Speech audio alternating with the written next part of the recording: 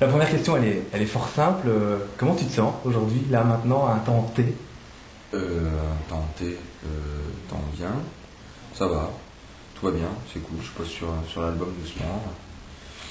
Tout va bien, je suis un peu fatigué en ce moment à cause de la promo pour le single qui est quand même conséquente aussi en France. Il y a beaucoup de télé, de choses à faire, mais c'est agréable de parler de musique aussi rapidement après la sortie de l'émission. Est-ce que ça va les interviews? Est-ce que les journalistes sont gentils? Est-ce qu'ils posent des questions intéressantes C'est partagé, ça va des trucs très cons à des trucs très agréables à faire. En même temps, ça va de réponses de ma part très connes à des trucs un peu plus intelligents. Donc ça dépend chaque fois de l'instant et du moment où ça se passe. Mais Alors on va parler justement de ce premier single. Bah, ça s'est fait comment? Tu as dû demander l'autorisation à Mylène Farmer? Ça a été compliqué? Ça a été simple?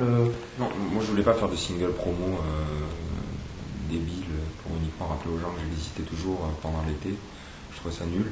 Donc ce qui s'est passé, c'est que j'avais par contre envie d'expliquer que la version, l'arrangement de Moi Lolita que j'avais fait à l'émission était quelque chose qui existait d'avant l'émission, qui était un arrangement que je faisais avec mon groupe déjà. Donc c'était l'occasion pour moi de faire monter mon groupe à Paris et d'enregistrer en studio avec eux. Donc c'est pour ça qu'on est parti sur ce titre-là. Et ensuite, pour les droits, comme pour n'importe quelle reprise de chanson, il faut demander l'autorisation à l'auteur, et en l'occurrence Mylène Farmer et Laurent Boutonnat. Voilà. Et il paraît que tu voulais changer les paroles, qu'elle n'a pas voulu. Sur l'émission, j'avais changé les paroles, comme sur la plupart des titres que j'avais repris. D'ailleurs, je modifiais les paroles. C'était ma manière de m'approprier le texte. Voilà, j'avais également souhaité faire sur le single, mais comme voilà, elle n'a pas souhaité que ça se fasse. Donc ça ne s'est pas fait, étant donné que la chanson elle appartient. Et elle a pas voulu pourquoi? Qu'est-ce qui l'a dérangé justement? Certaines modifications ne lui plaisaient pas. Je pense qu'elle ne voulait pas qu'on touche au texte qu'elle avait écrit avec Laurent Boutonnat et qui lui appartenait. Moi, je pars du principe que en live, je prends mes libertés et j'assume ce que je fais. Quand il s'agit d'un disque et d'un support sur lequel un son doit être enregistré, je pense que s'il s'agit d'une chanson qui est protégée, je respecte le fait qu'elle le soit. C'est-à-dire que si mon album sort dans quelques mois et qu'on reprend mon titre dans quelques années et qu'on a envie de modifier quelque chose qui ne me plaît pas, je serais content de pouvoir le défendre. C'est quelque chose que tu as appris depuis que tu es un peu dans le business ou c'est quelque chose que tu avais intégré depuis longtemps? Appris quoi?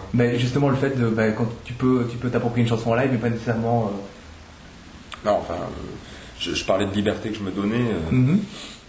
Voilà, après c'est vrai que sur le tas et au quotidien, j'apprends plein de choses et j'essaie de retenir au mieux pour pas c'est tout nouveau, donc il faut que vu que j'ouvre souvent ma gueule, il faut que mes arguments soient bons pour pas que je passe pour un blaireau. Donc il faut que je sois honnête avec moi-même et que je fonctionne de cette manière. Je pense que ça reste, au fond, ça reste quand même de la musique d'une manière sincère. On est en train de parler de choses qui me plaisent à faire, donc voilà, c'est pas non plus que du business et que du marketing, que des relations hostiles entre des auteurs. Ça fonctionne pas que comme ça, heureusement.